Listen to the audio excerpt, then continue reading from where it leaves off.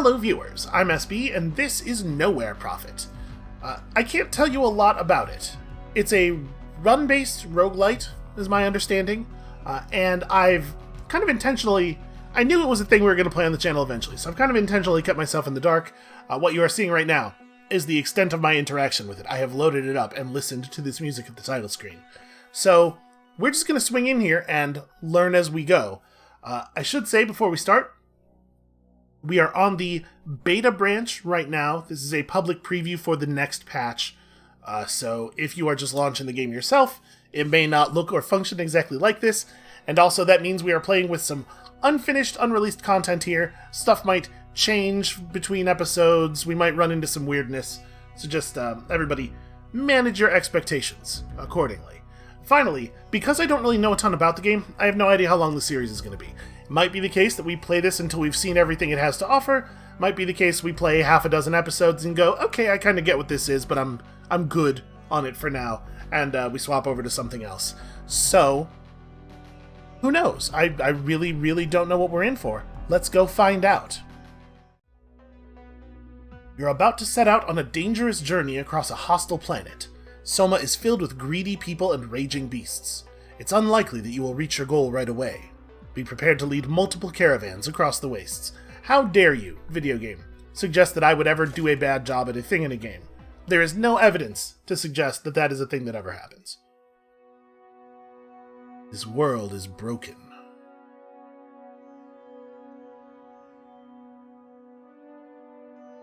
Only the strong and the ruthless prevail in this land of ruins. Which one do you think he is? I think he looks ruthless. Hope is for the naive and the weak. Until I heard its call from the night sky. The falling star spoke of power and forgotten knowledge. It told me where it would land long before it smashed into Soma. Its voice was weak and fragmented, but it carried the promise of a way out, a path to change, and it gave me a purpose. It took me weeks to cross through Soma's wilderness. Then its impact shook the heavens. Hissing with heat, the sand around it had turned into glass. Then it spoke of the crypt for the last time.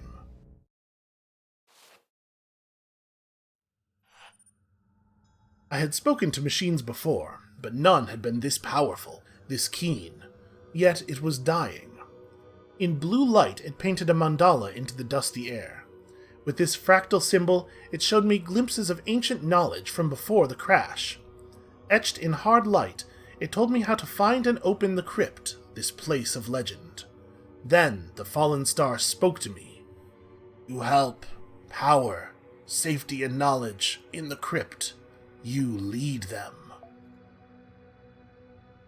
As the machine died and its light slowly subsided, I could hear words of prayer and mantras all around me. Others must have seen the trail of fire, heard the star's whispers, and followed it here too. Their eager faces told me they had heard the machine speak to me. The Prophet! The Prophet! They chanted. And so, my followers had found me, and together we would find the crypt. Namaste, my prophet.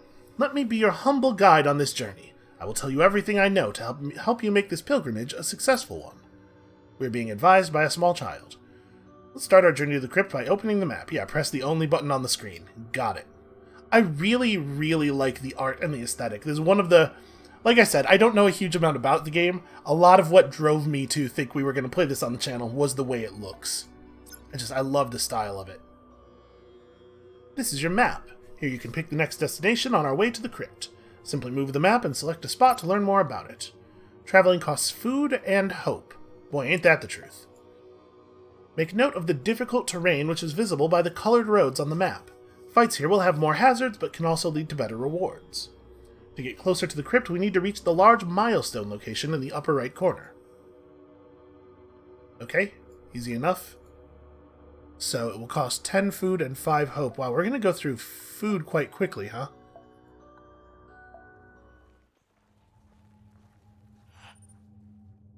The sun was setting as we noticed a dark plume of smoke not far away. Sneaking closer, we saw a band of raiders celebrating their victory over a small roving caravan of a size not unlike ours.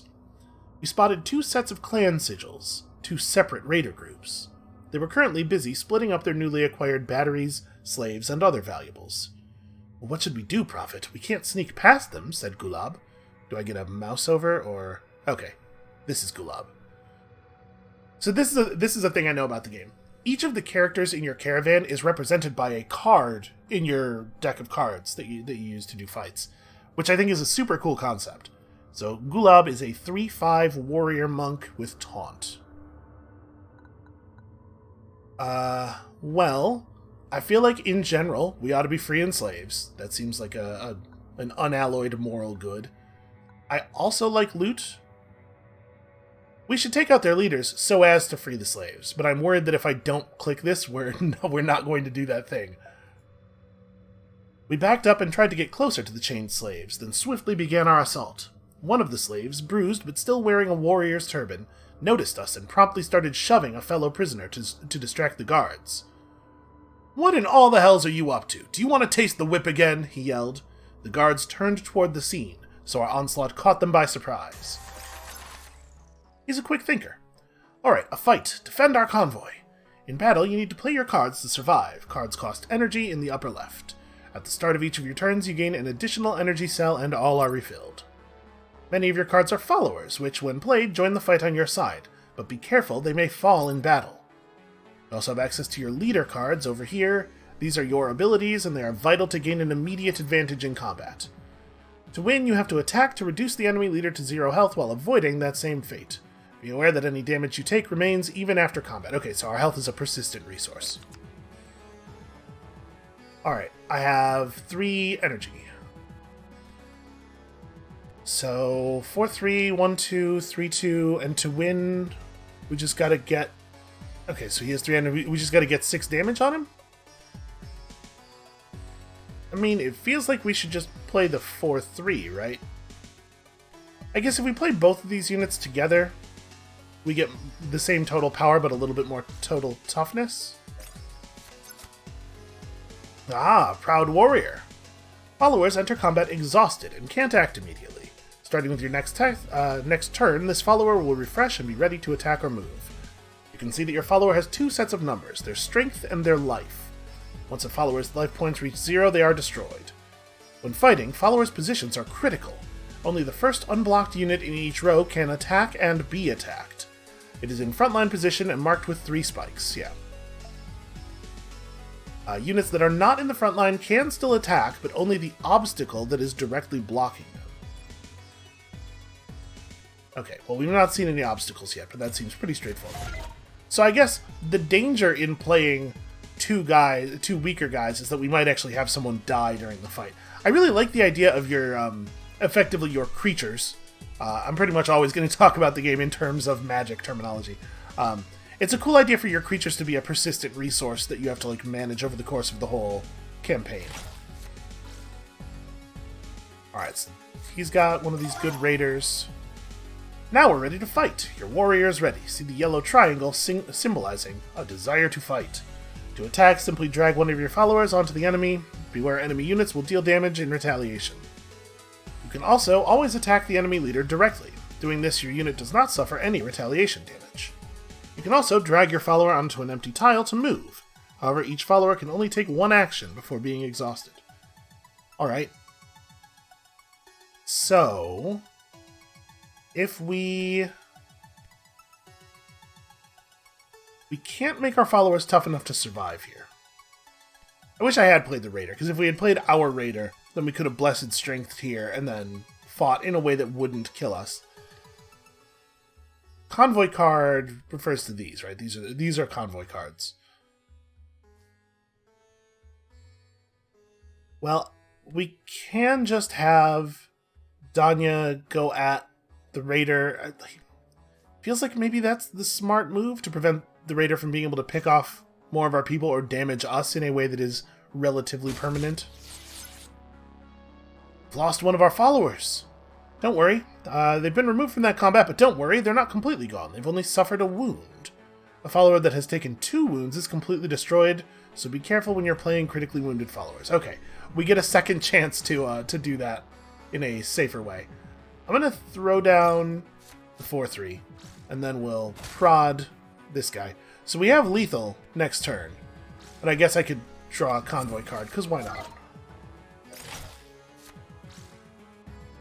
I really like the sort of like Mad Maxy techno future post-apocalypse vibe that this has. So we just go to it and win, right?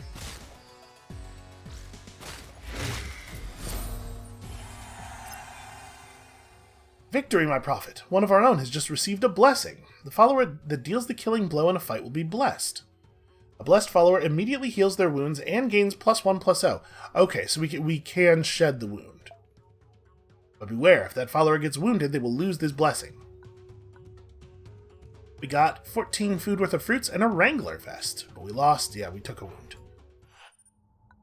The last of the jailers fell lifelessly to the floor. We quickly broke the chains of the prisoners, ready to overpower the remaining bandits together. But when we turned to face them, they had vanished, cannily using the chaos of the fight to grab all of the loot and escape. And we've taken on slaves. Wait, I have followers. Thank God, I was like, do I seriously have a slave counter? But no, we're freeing people. We like people. Good work, my prophet. Our people are safe, however, some of your followers may have suffered wounds. The overview at the bottom shows you how many. You may also want to take this time to check your decks. Select one of the cards at the bottom of the screen to inspect and edit your convoy or leader deck. Yeah, let's have a... I really like this, the silhouettes. They're not all unique, but there's a large enough number of them that it feels like a bunch of different people. It feels sort of ragtag. Alright. Here you can find your battle-ready followers. On the right in the list, you see your current deck. On the left, visible as cards, are all the followers that are not currently in use. Settings at the bottom will help you filter these as needed. You can bring up to 24 followers into battle. So, we could pull the wounded follower out of the deck to try to protect them, but if we do that, they'll never be able to get a blessing and heal their wound, right? One of your followers has been wounded. You see wounds as red slashes that appear on top of their portrait. Make sure you keep your eye on your wounds. Yeah, don't let people get wounded again. Also, look for safe places on the map where you can rest and treat your wounds. Also note that wounded followers with more than 1 life enter play with 1 damage, but have their cost reduced by 1. Oh, that's interesting. Also, we have a guy with a blessing, which has given him +1 power, apparently. Yeah, okay. These are some cool mechanics. So what does it mean to be a sniper? A unit can attack even if not in a frontline position. Oh, you seem tremendously valuable then. Good stats and everything. Get in my deck, please. If this unit is destroyed by a follower, that follower is stunned.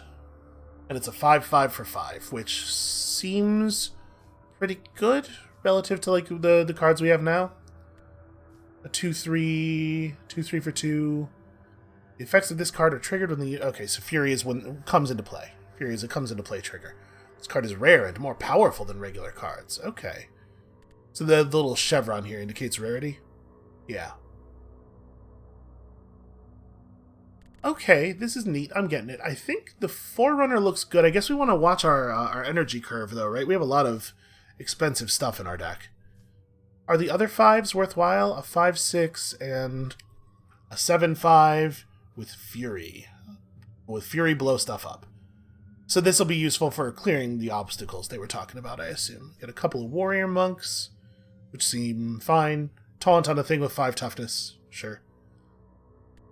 I'm gonna leave Jatya out of combat for fear of crapping up our deck too much at the beginning here. But that other card is an absolutely great find, it looks like.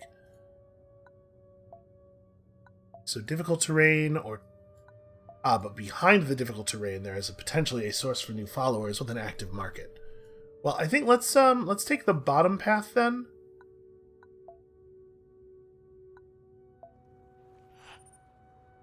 We came upon a group of traders that were traveling in the opposite direction. Their guards gave us a cautious look, but the merchants themselves greeted us cordially and asked if we needed any goods. Let nobody haggle requires Blue Devil follower. Huh. Well, we don't have that option. I would love to trade. The merchants opened the side drawers of one wagon and showed us their goods. They had just recently visited some hydroponic farms and would trade fresh fruits and vegetables for batteries. So we have 20 batteries. Are these just currency, or are they used for anything else? Okay, also to level up our profit. Well, it seems like it's a good thing to have food, yeah? Our followers would be glad to finally eat something fresh. We thanked the merchants and exchanged a bag of batteries for a large crate of food, vegetables, and water. Is there a reason these are represented as two different things? Like, does it matter, or is this just flavor? And that was a lot of food. A light drizzle started and coated the world with its fresh smell. Luckily, the rain let up after a short while before the ground had fully turned to mud. Alright, I think we want to take this lower path. We're cool on food. Actually, this is good. We should probably look at our other deck, huh? This is where you can learn more about yourself. See the cards you bring to battle and the equipment you're using. Prophet, we have found some useful equipment you might want to inspect and use. 2 different kinds of items, tools and gear. Tools provide active powers, while gear grant passive effects. Equip an item, just put it in the item slot. Got it. You can use the small information icon in the lower left corner to view the details for an equipped item. If you want to remove one, just click it off. Okay. Oh, so that vest we found, right. So that'll give me... We can dismantle it into a bolster. Or when a follower with cost 6 or more joins your side, you also get a beast, and we get an armor. That seems like a pretty good thing. Seems like there's no reason not to equip that. So we have 1 starting armor, we're working on XP. It said we have to use batteries to level up. I wonder if it's like we fill the XP bar, and then once we've done that, we can spend batteries. We have no weapons. So we have 2 bolsters, 2 quick shots. Okay, that seems useful. A couple of reinforces, a couple of static charges. 4 damage to all tiles in target column. Okay, that's a good effect to know about. I don't know if the enemies have access to cards like this, but it might be worthwhile to play our cards in different columns when possible. Destroy target follower or construct. That is high cost. Okay. I think I'm grasping it. I see the shape of the thing. And we can manage the convoy by entering camp. Here you can see all the cargo our convoy is carrying. If we are low on hope, this is where you share luxury items with the convoy. Unfortunately, we have no luxury items in our possession. Come back later to raise spirits and hope. Okay. Straightforward enough. There's no safe camp to rest, and also, we don't really need to heal. Alright, let us continue onward. We came upon the wreck of a large modified transporter sitting right next to the road. The vehicle looked in good condition and wasn't gutted yet. Who would leave a treasure like that just sitting next to the road? Nivik mumbled.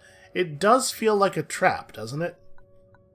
What does chance unlikely mean? I was kind of hoping when we moused over it, it would give us like a percentage. Okay, well, I guess let's just find out what happens. The vehicle itself was empty, but there were a great deal of spare parts that we could harvest from the engines. Okay. Valuables can be sold for batteries wherever there's a shop, and these are just batteries. Okay. Well, it's a good thing we're about to go visit a shop.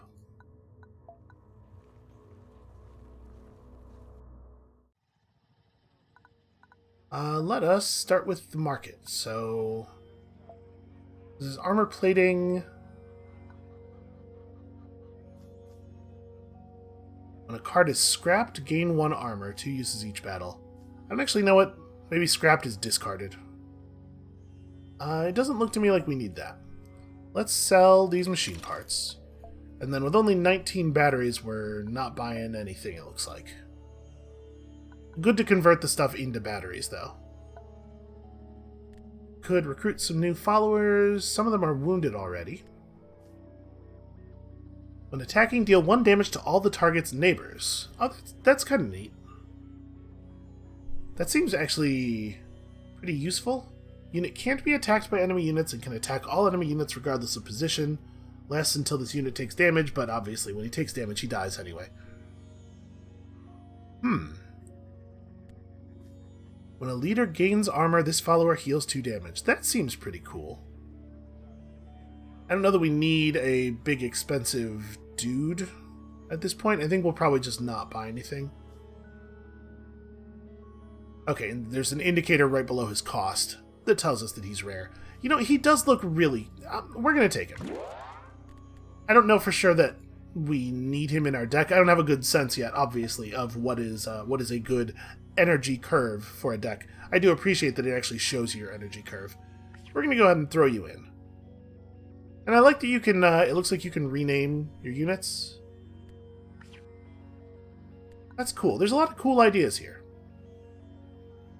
I guess that's it. I guess that's all we're doing here.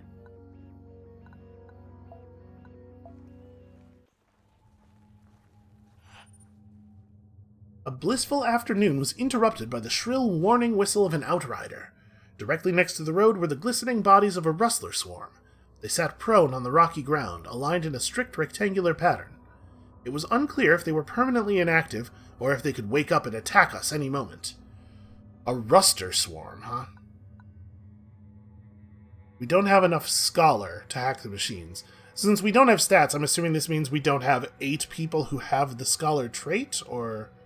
maybe there are, like, some hidden stats. It didn't... well, whatever. We will probably not be able to scavenge them. But let's try it, because I'm curious what'll happen. Oh dear. The machines looked non-responsive, so we fetched some tools from the wagons to take them apart. The moment Jiven touched one of the gray drones, it let out an ear-piercing signal. A second later, the machines had risen from the ground and started attacking us. So Jiven has taken a wound, and also I lost 2 health. Alright, another fight.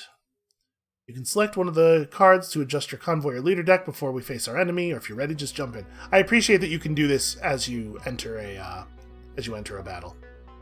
So, oh no, okay, it wasn't just 2 damage to the prophet, it was also 2 wounds. I thought it was representing that as me being wounded twice, but it wounded 2 units in our deck.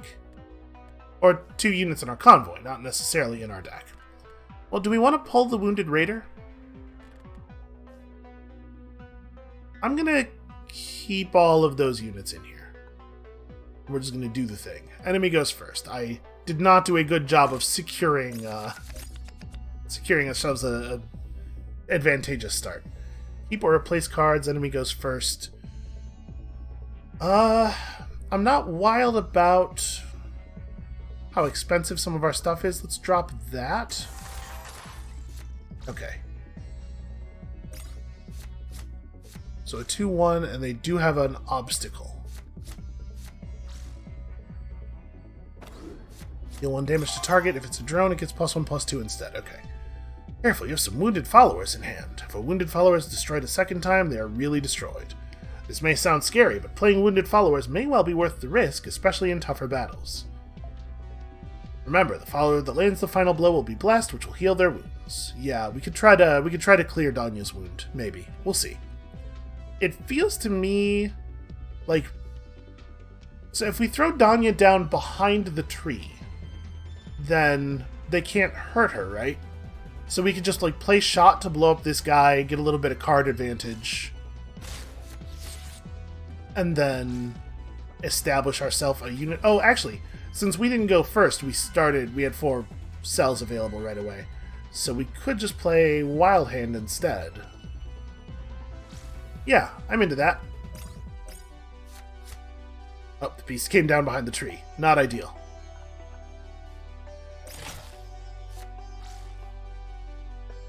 Discard target hit in your hand. Okay. So we do have a discard action. How does this work? Can I do it once per turn, or let's try discarding something I feel like I don't need. What do I feel like I don't need? I don't know, actually. Hold on. So he played a 3/6. That seems like a problem. We could play Blessed Strength on our Wild Hand. The critter should probably be moved to a place where it could potentially do a thing. Let's see, if I made you a 3/5, we could at least... It's a little dangerous because that puts her in a place. Like, I was thinking we could boost her to 3/5, attack here, and set up potentially a trade if he attacks again, but that puts her in a place where she could be killed by this this drone. Unless we quick shot it.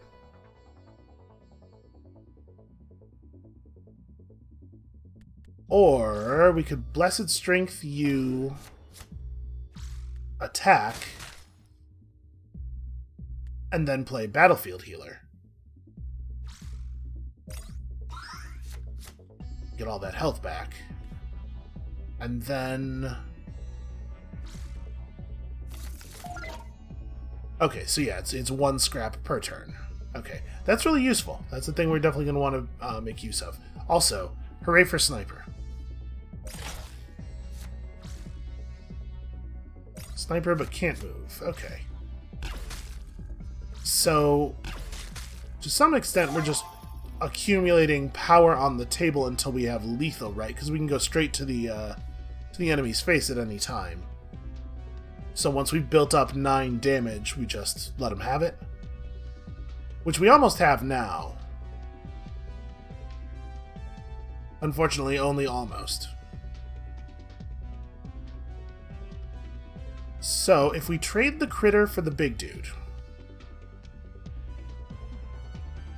and then we play the injured scout in its place. The injured scout will be able to do stuff.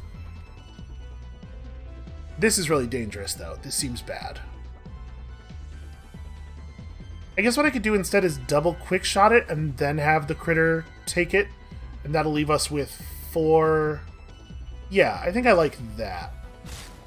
Just to make sure that we're not going to get 5'd in the face here. Okay. Then we play the warrior monk. It's a little crummy because he gets wounded, but it does mean he eats both of the enemy characters. It doesn't actually gain us any power. Well, I guess he doesn't necessarily get wounded though, right? We have more people on the table. I can just do other stuff. We could have our battlefield healer eat this guy, and then the taunter eats the other guy, and I guess if our opponent plays a damage spell, then we're in kind of a bad place. But I think the odds that we're going to play Mina are basically 0, so let's just cycle that. Oh, yeah, good point. I totally was thinking in my head like I had already done that. Okay, 3/1 sniper, not a big deal. Strain. What is strain? Hold on, we'll let them finish playing here. Okay, you can always attack the enemy leader directly, as long as there are no active taunt units in play. Yep, okay. Do we have lethal? We need 6? Yeah, we have him. When this unit's effect triggers, it suffers -0, -1. At the start of your turn, deal 2 damage to the first target in the opposing row. Okay, so we definitely just face their leader, right? Unfortunately, I can't do it with Danya. I could have played Danya last turn. I don't know. Whatever. It's fine. So, I guess, who do I want to get the killing blow? We'll give him 1 extra power. Honestly, I like Wild Hand quite a bit. Let's make it Wild Hand gets the kill. So, you go first.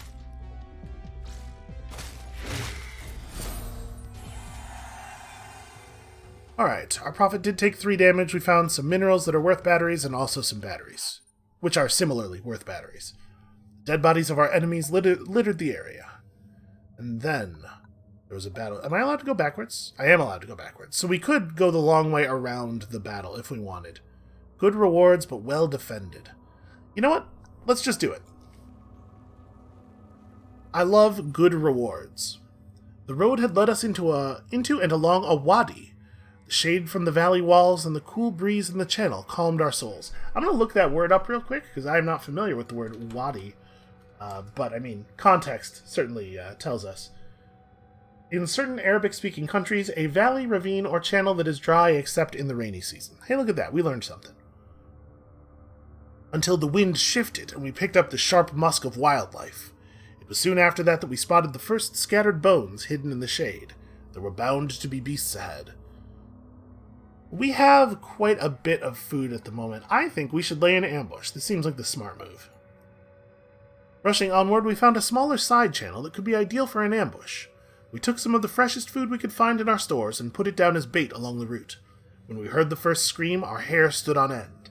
Its deep bellow carried along the trench. It wasn't long until the rest of the beasts had taken up the call and followed our lure right into our trap. Alright, so what do I get out of having laid a trap here? What they lack in strength, they make up for in numbers and aggression. When a follower with life 2 or more joins your side, they take 1 damage once per turn, 4 uses left. Okay, that's cool. Do we want to pull some of our wounded people? I'm a little leery of pulling the cheap wounded people. I think we're fine. Let's just roll here. We get to go first and everything. Okay, you draw 1 card from each of the decks at the start of your turn. You can have up to 6 convoy cards and up to 4 leader cards. You need to draw a card, but your hand is full, nothing happens. If you draw when your deck is empty, you take 2 damage. Okay. I like Neural Shiv a lot, but it's going to be a while before we could possibly play it. I think let's dump that for now. I'm going to keep the other stuff. I like this other stuff. But what is this? Food cache. Revenge, attacker's convoy gains food. Oh no, such brutal revenge. Okay, well obviously we want to do that. So that's cool, we can get back the food that we laid if we take the effort and spend a little bit of time doing it. Alright, well let's get the Blessed Wild Hand out here, and also the Blessed Wanderer. I do so love it when people are blessed. Okay, do we want to... I don't think I want to scrap anything. I think I'm pretty happy with what we have here. So because we led them into a narrow canyon, their battlefield is narrowed by obstacles, which limits the number of them that could possibly be in attacking positions at the same time. This is cool. This game has cool stuff going on. Okay, they're going, like, hard, though. And they do, in fact, get leader cards. Oh, did that thing have haste? It did. Is that charge? Yeah. Okay, well that's a shame. So I guess we're going to... I had a question that was unanswered. I guess we're going to get it answered now. I was curious whether the wound removing a blessing from a target was instead of them becoming wounded or in addition to them becoming wounded. And like I'm saying, it looks like we're going to find out. So, we can trade one of our beasts for one of their beasts.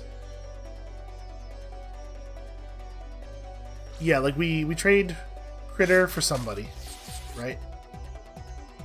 We shoot one of them. We quick shot one of them. We play a scout, and I'm going to play her not in the front position so that we have the option of playing someone in front of her if the situation gets hairy.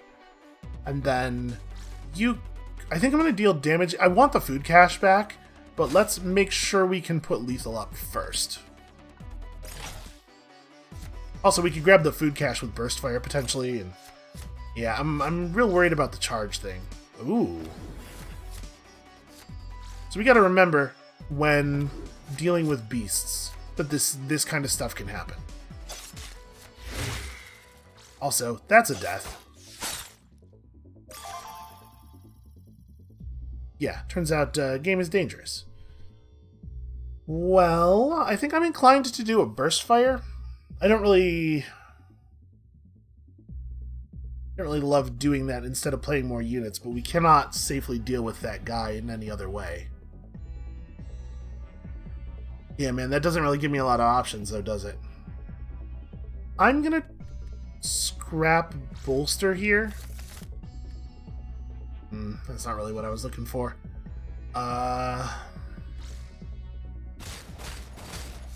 It is a shame that opens up some space for them. We get to put 3 more damage on you, and then we may as well play the Reinforce. No sense in not doing it. Alright, so unless we get charged down, we do have lethal.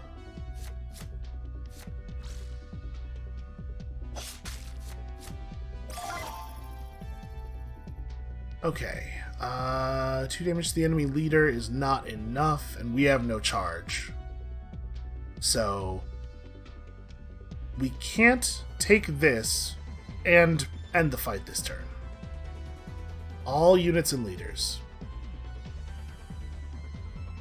I'm thinking we could static charge to clear that guy out, hit the food cache, and then play our wounded raider and something else, just to just to get more stuff on the table and try to bless our way out of the raider wound. It's possible that I'll just get our raider killed by doing so.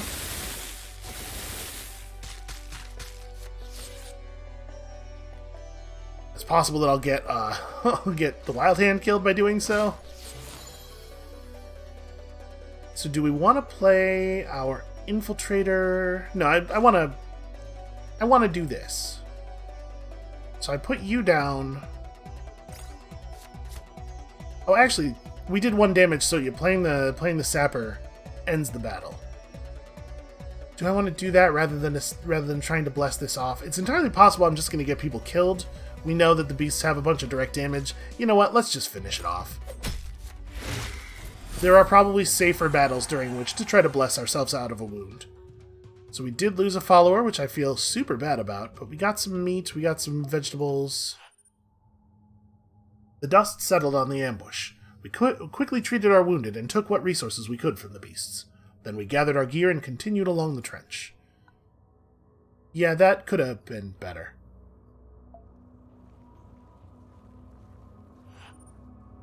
We spotted something odd on a hilltop nearby. Upon closer investigation, we found a chaotic assembly of animal skulls and colored fabrics forming a pyramid. This could be marking the territory of a nearby tribe or settlement, so we warily moved on. I'm full on, let's manage. I'm full on XP, so shouldn't I... Here we go. You'll earn experience points whenever you win combat, sometimes during events. Level up to increase your maximum health and learn a new card. You can pick only one of the available options, so pick the right one, and it does cost batteries. Okay, select a card or turn over another card. Is there any reason not to just turn them all over? So this deals 2 damage to all enemy followers for every refreshed follower on your side. Yo, this seems extraordinarily powerful. Target follower gets +4, -2... Okay, you only get to flip over. But I mean, since they're all face down, there's not really, It's not like we're actually making any meaningful choices there. We just flip over any 3 cards. It's all the same. Destroy all followers with strength 3 or less, obviously affecting my own. Coordinated fire just seems great. Seems like the kind of card that could really get you out of a jam. You've increased your level. This adds the selected card to your leader deck. You also gain maximum health and focus points. These are used to trim your leader deck. Removing cards that are not useful or strong enough is helpful, because it will improve the chance you will draw the cards you want. Yeah, I'm familiar with this concept. So, taking something out of the deck will cost a leader point. What do we want to drop? Because we probably do want to drop something, right? We want to keep the deck small. I think I like having all of my damage spells. I don't think I want to lose any of that. We might just drop a bolster. I don't know if bolster is worth a card slot.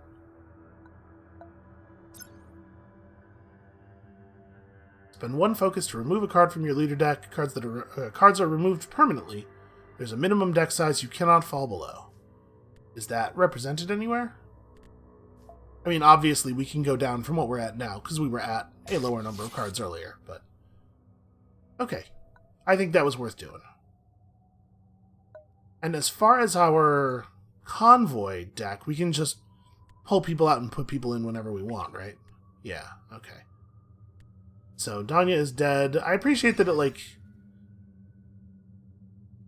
I clicked on it because I wanted to see if it would pop her up. I was going to say I appreciate that it keeps a memorial there, but apparently not eternally. Okay, so we got some animals. Brawl and Overwhelming. So I was trying to get a mouse over on that. There we go. When this unit enters battle in a frontline position, it fights the first target in the opposing row. It's a 6-3 for 4. That seems pretty good. I mean, it's a 6-4 for 5, right? But the wounded. When attacking an enemy unit, damage beyond the target's health rolls over to the next unit in the row. Actually seems great. I think we'll keep that. Revenge, add 2 Black Scale Graham cards to your hand. Do we know what that card does? Is there a... It looks like maybe there's not a way to see that. I think we'll keep you out of the deck. I'm fine with this. We pulled Jiven, replaced him with the Ferocious Chembal. That seems fine. And then we have some cargo. I sure did inspect it.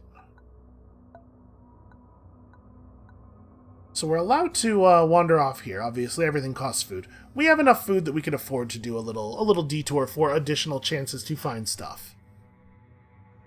A small contingent of Union soldiers set up a roadblock with their vehicles and lazily awaited our arrival. "You there!" a grim sergeant wearing heavy blaster armor barked. "Time to pay for using our roads. We cleaned up these lands, so we expect some batteries in return." Well, unless you want to negotiate on price, we're not going to be able to do that. We frowned at this obvious lie, since these lands were anything but safe. Sarvadev pointed this out to the Union soldiers, but the sergeant just yelled back, "Well, it's either pay or turn around, or you can get an ass full of dynamite. Your choice." Okay, we can't get a mouse over text on that. Well, I'm not actually given the option of turning around, so I guess we do this. We shouldn't give in to those bullies. I gave the appropriate signal, then we turned our arms against the surprised Union soldiers. Okay. When fighting, your followers' positions are critical. Only the first unblocked unit in each row can attack and be attacked. Units that you want to protect should be in the back, while those that you want to do damage with should be in the front. Yeah. I get it. I understand. Do we want to keep a shifty scavenger? When another follower is destroyed, that refers to just my own followers? Or, I guess we'll keep him... The way this is worded, it looks to me like it does not refer to just my own followers, which makes him maybe pretty good. Obviously, we can't play him on the first turn, but I think we throw him out there. I might deliver this raider. We'll put her in a position where we can play something in front of her later if we need to. And then I'm going to bolster her in hopes of her surviving to the end of the battle to become blessed. Okay, they have a scout hiding behind a rock. When a friendly follower is destroyed, draw a convoy card. Gains taunt and is pulled. Okay. As long as a unit with taunt is also in the front line, you become the only available target. No other units nor the leader can be attacked. Got it. But I assume we can, if there are multiple taunt targets, we can pick which one of them we want to attack. Well, seems to me is a little unfortunate. I don't really want to play... what I want to do is play Shifty Scavenger and then blow some people up, but we just don't have, unfortunately, the time to do that. And I think if we don't deal with this guy, he's going to become a real problem. So let's double tap the quick shot on him and then throw down another unit, have Taruna eat the little guy. I think that makes sense. Maintain some positional advantage here. We probably want to play you. We want to get units that are not blessed established, right? So they have the opportunity to become blessed. Alright, armoring up, but keeping his units in the back is fine by me. That's a little inconvenient. Well, we always have the option of not attacking, obviously. We could allow Madin to take a wound, which would mean that we can start dealing damage to the enemy character here, or the enemy leader. I sort of think that's where we're at, because that gives us a really advantageous position. All right, hold on. Let's reinforce. Okay, that is a card I cannot play. I think I'm going to do this. We're going to play Shifty Scavenger. And then we're going to set up a trade. And get in for 5. Okay, I feel alright about it. I think we're probably not going to end up playing the sniper at this point.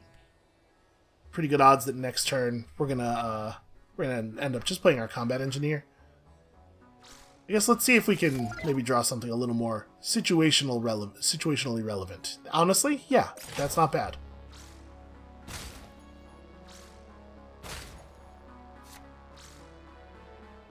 Reduce the cost of a random convoy card in your hand. Okay, a 7/7.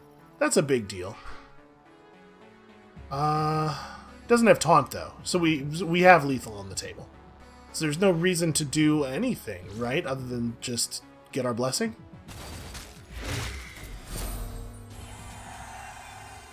Okay, bread and natural dyes. Ooh, look at that. Luxury items can be shared with the convoy to restore hope and gain a status effect for the next battle. Hazardous position. At the start of combat, add a hazard obstacle card to your leader hand. Okay. We took a wound, but I imagine that's going to be fairly common in combat, the way this is set up. We're maybe starting to have a pretty high percentage of wounds, though. Alright, the next milestone on our travels, defended by the Tormented Leper. Well, let's go say hi. We came upon a group of traders that were traveling in the opposite direction. Yeah, trade, absolutely. They had met a group of scavengers and could offer us interesting toys and trinkets in exchange for batteries. Well, no, in fact they could not. A colony of outcasts had formed around the city. The sick and undesired huddled together in a miniature town of tattered tents and improvised shacks. We passed by and through its stench, many of the convoy keeping their gazes down and their noses covered. A figure emerged from the slums, covered head to toe in rags, and stumbled like a drunk toward us. "Are you afraid?" the figure slurred, pointing at a shocked Ramini. "You should be. I've fought more battles than you ever could. Where's my thanks?" Before I could reach the two, the argument had already turned hostile, and more of the slum's inhabitants had joined in. This will be like a boss battle. A rare few lepers have reached advanced stages of infection and retained their ability to fight. They are held together by pain and spite alone. Whenever you take damage, all convoy cards in your hand gain +1/+0. Oh, that's interesting. Well, I think we're gonna go right in here. I don't think there are any changes that make sense to make. Yeah, I'm cool with all these cards. I think this is a fine start. So, little worried about running cards out here. I guess I could play a Hermit with Blessed Strength to get a 2/4, which is a little bit more survivable and also shows me some more information.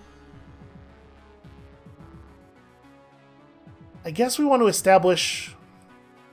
I don't know, there's a legitimately interesting decision to be made there, I guess, about establishing cards that have more health. I'm going to do this, though. Let's get some damage on the table and hope. And I don't think we want to scrap anything. Yeah, I think I'm fine with this stuff. Alright. He's robust. If a unit would be killed through damage and can be moved back 1 tile, it will be moved and healed back up to 1 life point instead. Okay. Ooh, and he has plus energy cards. Alright, well, Blessed Strength on our Raider makes her able to take out the enemy Raider. Just barely, though. And we don't quite have enough of anything. We don't quite have enough energy to play Blessed Strength followed by either of these followers, both of whom would make us a lot safer. So we could play our Devoted Guard and just plan on him absorbing their Raider. I don't love that. I guess there's a pretty good chance that we're going to end up playing Hermit here no matter what happens, so we may as well play the Hermit now. Probably... And do I want to play the Hermit in a frontline position? I think there's a pretty good chance that our play ends up being Hermit then Devoted Guard. And if we have Devoted Guard out, then it doesn't so much matter whether Hermit's in the front or not. But I probably want Hermit... Let's put Hermit here. We can play something else in front, maybe. If we draw something... Okay. if we draw something relevant, is what I was going to say there. You may as well just go there. Alright, and I'm going to effectively play a Reinforce for free. Okay, Burst Fire is exactly the kind of card I wanted to see. Oh, I just totally didn't attack. That's going to be a thing that I have to get used to. I just didn't do 4 damage. Well, we're in the tutorial campaign, it seems like, so hopefully it won't be so hard that I can't possibly win through my play mistakes. Alright, we have... Burst Fire would be pretty good. We could also play Wild Hand followed by like Quick Shot and Reinforce, or our Hermit can finish off their Blue Devil recruit. Or we could just throw up, like we could throw a Burst Fire on the back row.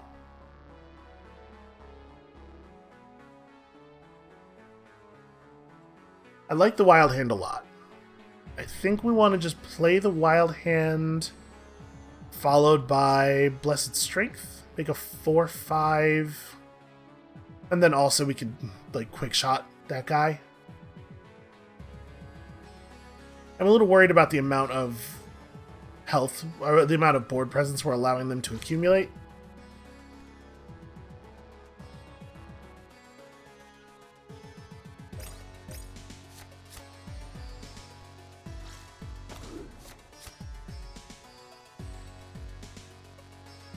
Do I want to reinforce? Do I want to... I think we want to take something off the table. And then... again, effectively play Reinforce for free. Okay, Neural Shiv is not a bad draw at this point. Not at all, in fact. And I didn't attack with the 1/2. Damn. I'm gonna get it. Listen, there will come a time when that is no longer happening, and hopefully that time will be soon. Okay, I'm gonna actually die. There's a chance that I'm gonna actually die. Because we'd have to get 21 damage through. 2 damage to all enemy followers. So this is 6 damage to everybody on the other side of the table. I mean, it feels pretty okay. Our opponent does not have a lot of cards left.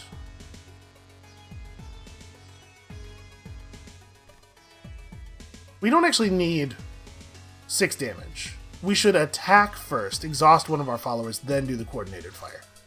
So let's do this thing. And then the Beast and the Hermit can coordinate their fire. There we go. That was the way to do that. And then I have an energy left. I don't know that I like this guy, but he's a little awkward to play, the way I built our position here. I guess we could have the critter, next turn we could have the critter move to here and then play the Enforcer there. And he is a 7/5, like he's terrifying. I'm gonna just pass. We're gonna not spend the energy, or... okay. That's not too bad. Ooh, that makes it pretty bad, though. Yeah, wow, your followers are gonna get ripped up in combat. It's just gonna happen. So that lets us play the Enforcer guilt-free, which is cool.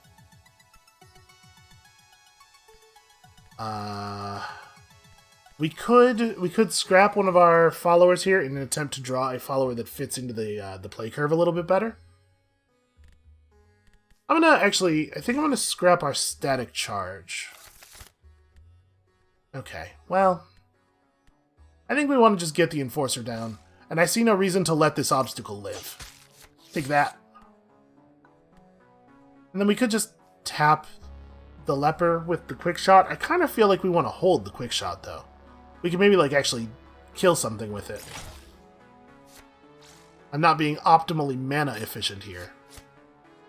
Look how overwhelming that guy is. Oh, I was really hoping they were going to play another character in the, this other character in the same row.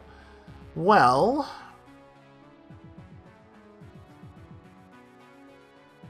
so we could just +1/+1. Fights the first target in the opposing row. And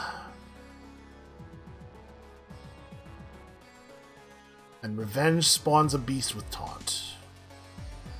Well, I think we're gonna burst fire this column. Then we'll just go ahead and do the attack. We'll spawn the beast. We'll live with the beast existing. And then battlefield healer plus a bolster, I think, probably.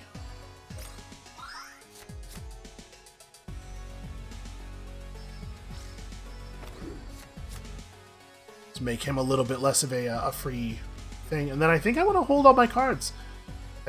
I know we have a lot of expensive stuff in hand, but...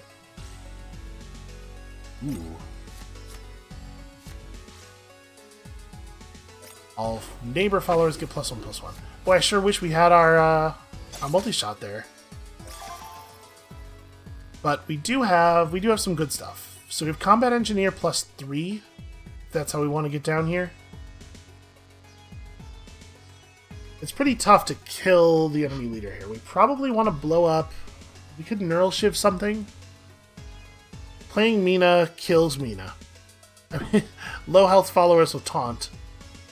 Exist to die. If we neural shiv this guy, and then we shot the beast, that actually puts me in a pretty dominant position, right? So we do that. Oh, the +1/+1 is not temporary. Well, that changes things.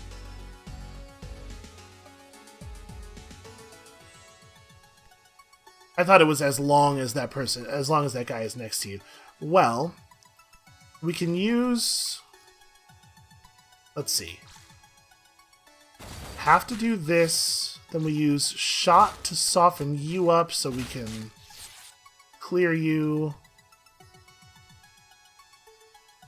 We play you just to get another body on the table, but in a place where we could put someone in front of you potentially.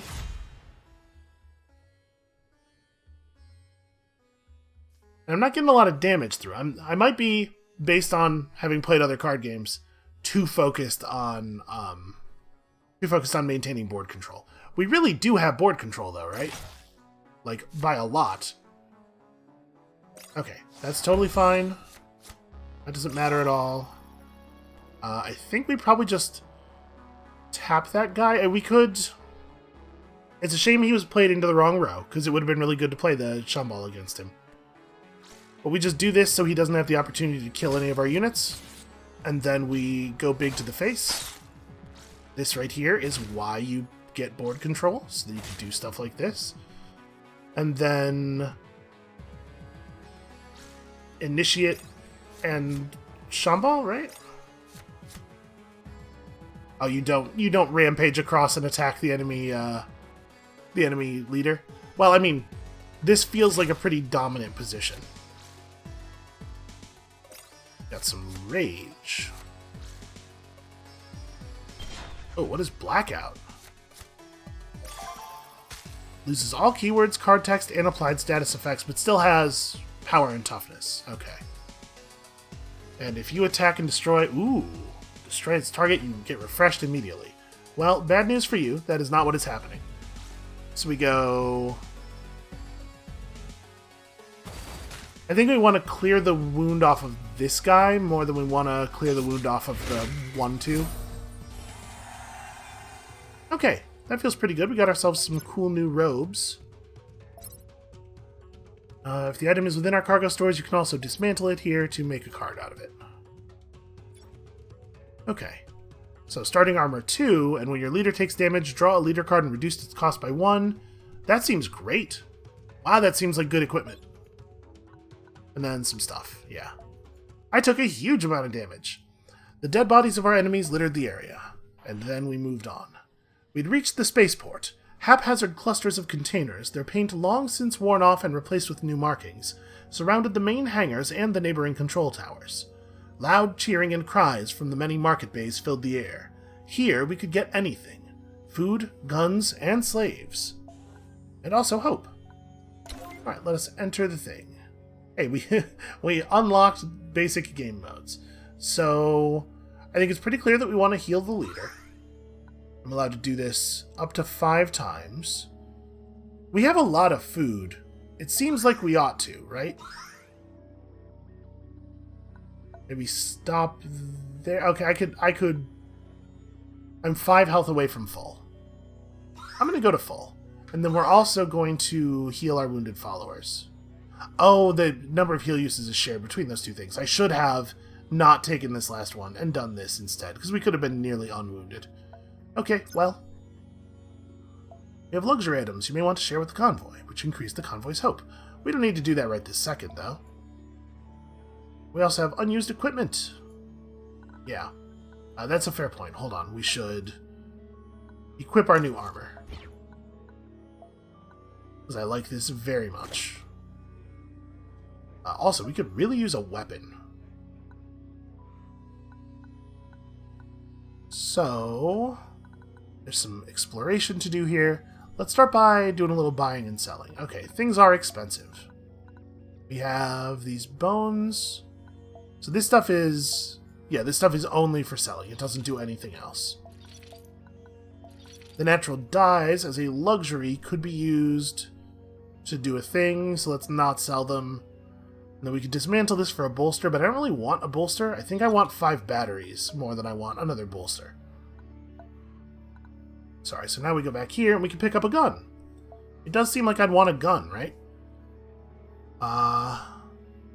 Target follower fights the first target in the opposing row, including the enemy leader. Cost 3 energy. So this gives us an ability that we can play whenever we want, maybe? Ooh, I like that.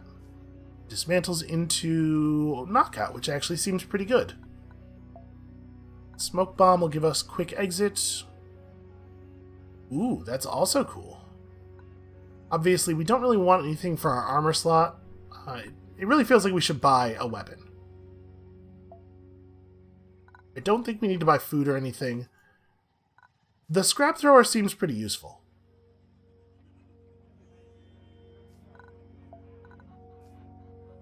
Not to say that the assault rifle is not.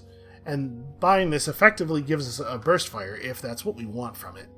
Which is great. Burst fire is an awesome card. I think we probably need to buy this. Yeah. That's too good to pass up, as much as I like the free armor removal. Now let's explore. 2 sturdy concrete towers stood apart from the central hangars overlooking the mess. There were 2 entrances, one for the local fighting pits and the other for the far more exclusive area where the merchants had their dwellings. The latter was surrounded by barricades. The only access was a busy checkpoint where visitors were thoroughly searched and questioned. Let's visit the casino? We don't really have a lot to gamble with. I guess let's enter the merchant area. The guards turned us away. Without an invitation or an official clan sigil, we wouldn't be able to enter. Can I check out the casino? The pits were brimming with excited visitors.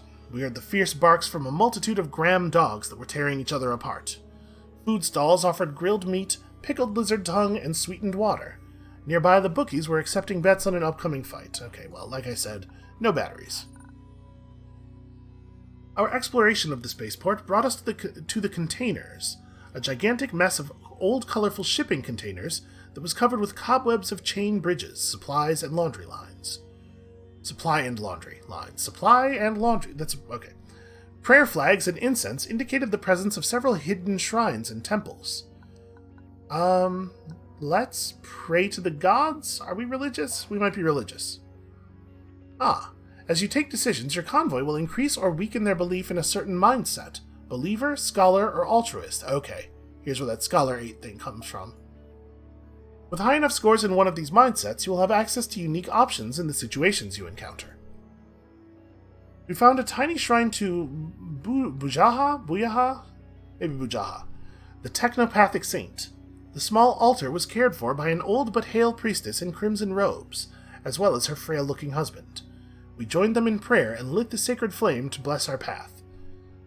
Okay, so we got 4 believers in... which one is that? Just 4 believers, okay.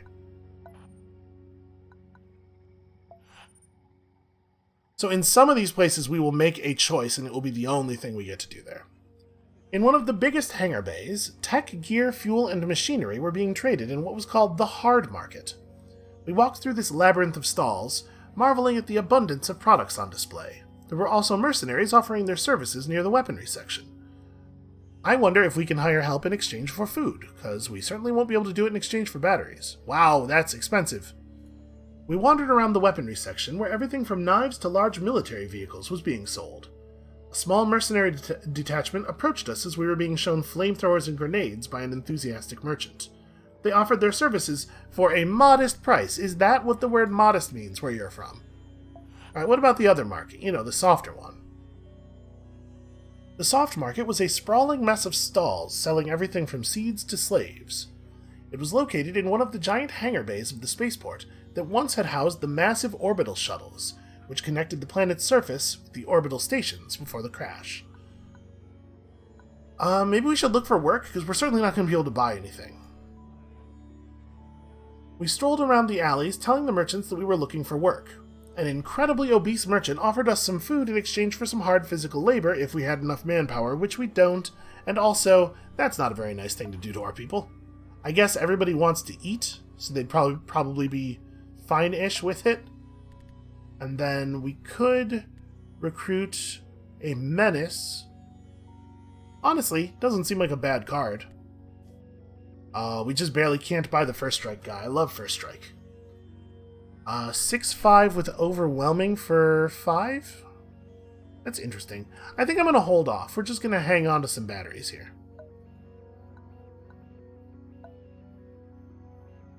Okay, so this is the percentage of our journey that we are through. It's actually quite a long way forward. This has ferals and also a ziggurat. This rare spot of civilization is a good place to rest and refuel, but it is defended by the Scion Bloodhand. Okay, so that's telling us about the boss encounter, maybe? So, mountainous machinists or swamp ferals, and also there's going to be a special Raj Guard plantation. I guess we'll go this way. I like a special thing. But I think this is maybe a pretty good place for us to call it for this episode. So the intent with this series is that we're going to put up another hour of gameplay each weekday, but there might be an extra video or two in the next day or two as we sort of sink our teeth in here and figure out what this game is all about. So come back maybe later today, maybe as late as tomorrow, for more of this thing. And we'll see you then.